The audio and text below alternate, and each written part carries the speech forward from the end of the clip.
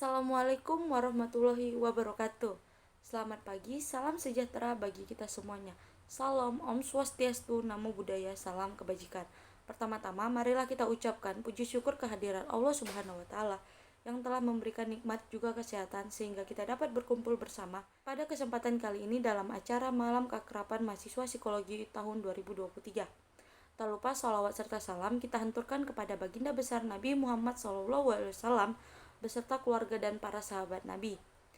Yang saya hormati Bapak FX Wahyu Widiantoro SPSI MA selaku Dekan Fakultas Psikologi UP 45. Yang saya hormati Bapak Amin Aladip SPSI MPSI selaku Kaprodi Psikologi UP 45. Yang saya hormati Bapak Ibu dosen Fakultas Psikologi yang dapat berkenan hadir pada hari ini. Yang saya hormati teman-teman panitia pelaksanaan makrab dan teman-teman mahasiswa baru psikologi tahun 2023 yang saya hormati dan yang saya sayangi.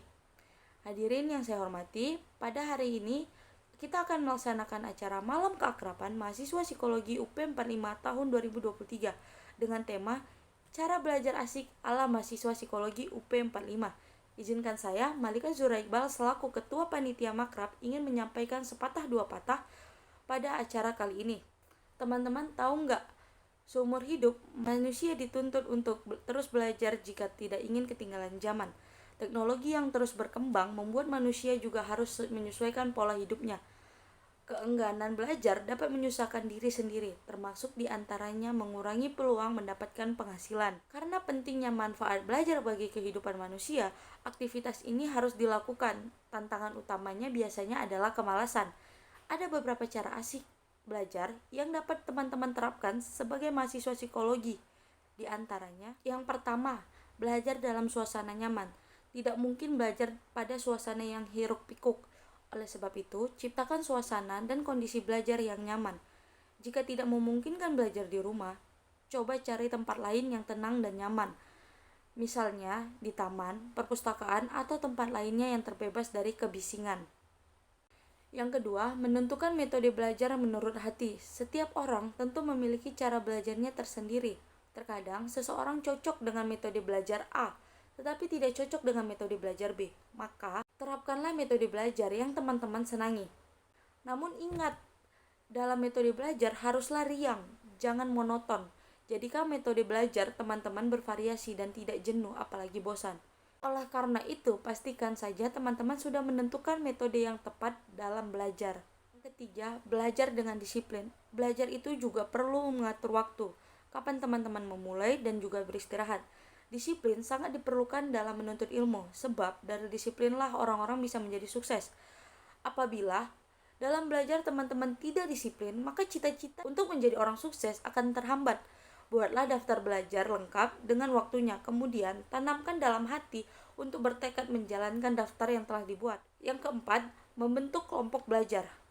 Belajar bersama akan terasa menyenangkan dan memiliki kelompok belajar bersama dapat menciptakan suasana berbeda yang dapat menjaga semangat belajar. Usahakan agar teman-teman memiliki beberapa kelompok belajar yang anggotanya terdiri dari teman kuliah yang berbeda-beda. Hal ini akan sangat bermanfaat untuk memberikan beragaman suasana yang berbeda. Manfaat lainnya adalah untuk mendapatkan beragaman informasi dan wawasan serta pengetahuan yang beragam dari anggota kelompok belajar yang berbeda. Nah, yang kelima, learning by discussion. Belajar sambil diskusi merupakan metode belajar yang sangat efektif. Dengan berdiskusi, maka akan memudahkan kita bertanya ketika memiliki kendala. Dengan begitu, tidak ada orang yang bodoh apabila ia berdiskusi dengan baik. Dengan berdiskusi juga, maka pemikiran akan tertuang dan akan beradu argumen, sebab ide yang ada di dalam pikiran akan terus tergali dengan sendirinya.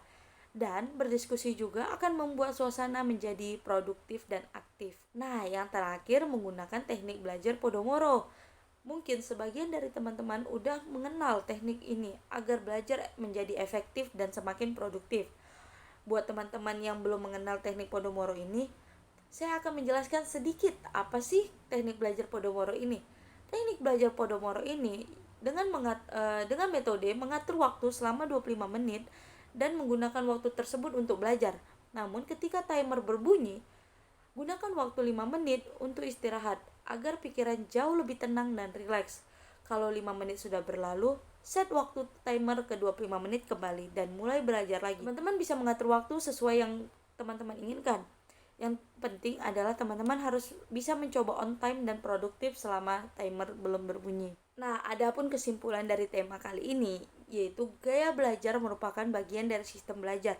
Selain dapat meningkatkan kemampuan belajar seseorang, memiliki sistem belajar juga dapat membuat belajar menjadi suatu yang nyaman dan menyenangkan dilakukan secara teratur setiap hari. Di sini saya ingin memberikan satu quotes yang bagus dari Imam Syafi'i, yaitu barang siapa yang tidak mau merasakan pahitnya belajar, ia akan merasa hinanya kebodohan sepanjang hidupnya. Saya berharap ilmu yang didapat pada acara ini bermanfaat buat kita semua, dan acara makrab dapat berjalan dengan lancar, serta terjalin tali silaturahmi antar sesama mahasiswa psikologi.